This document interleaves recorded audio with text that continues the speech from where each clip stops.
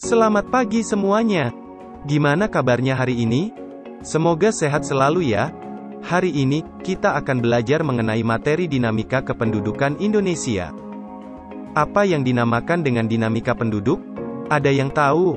Coba perhatikan penduduk di sekitar rumah kita. Pada waktu tertentu, pasti ada yang melahirkan, ada yang meninggal, ada yang pindah ke daerah lain, dan ada pula pendatang baru yang tinggal di daerah kita. Apakah itu semua ada hubungannya dengan dinamika penduduk? Untuk mengetahuinya, ayo simak video berikut ini. Pengertian dinamika penduduk. Penduduk adalah sejumlah manusia baik secara individu maupun kelompok yang menempati wilayah atau negara tertentu.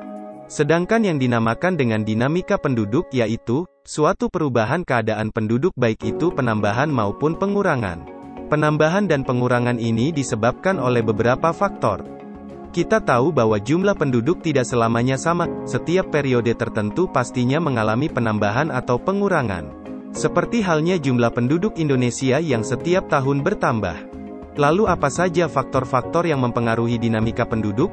Faktor yang mempengaruhi dinamika penduduk antara lain, 1. Angka kelahiran atau natalitas, 2. Angka kematian atau mortalitas, 3. Migrasi. Mari kita bahas satu persatu. Yang pertama, angka kelahiran. Angka kelahiran merupakan gambaran mengenai jumlah kelahiran hidup dalam suatu wilayah pada periode tertentu. Angka kelahiran inilah yang dapat menyebabkan pertambahan jumlah penduduk. Terdapat beberapa faktor yang mempengaruhi tinggi rendahnya tingkat kelahiran pada suatu wilayah, baik yang sifatnya mendukung maupun menghambat. Faktor yang mendukung angka kelahiran yaitu menikah pada usia muda. Anggapan atau kepercayaan sebagian masyarakat bahwa banyak anak banyak rezeki, dan tingginya kesehatan masyarakat. Sedangkan faktor-faktor yang menghambat angka kelahiran yaitu, penundaan usia perkawinan karena mengutamakan pendidikan, adanya asumsi bahwa anak merupakan beban keluarga, dan adanya program KB.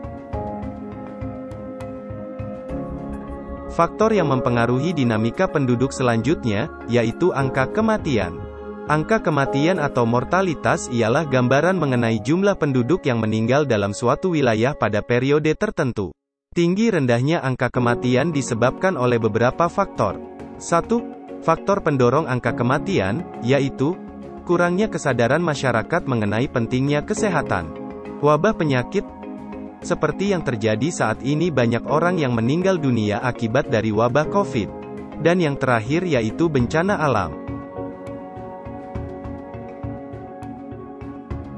2. Faktor yang menyebabkan rendahnya angka kematian, antara lain, kualitas kesehatan penduduk yang baik, fasilitas kesehatan yang memadai, dan lingkungan yang sehat serta bersih.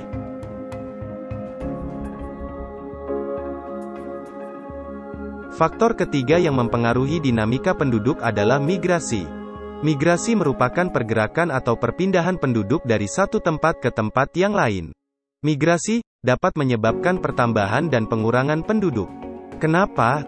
Karena ketika seorang penduduk bermigrasi, maka ia akan meninggalkan wilayahnya yang berakibat pada pengurangan jumlah penduduk di daerah yang ditinggalinya, dan akan menambah jumlah penduduk di daerah yang akan ditinggalinya.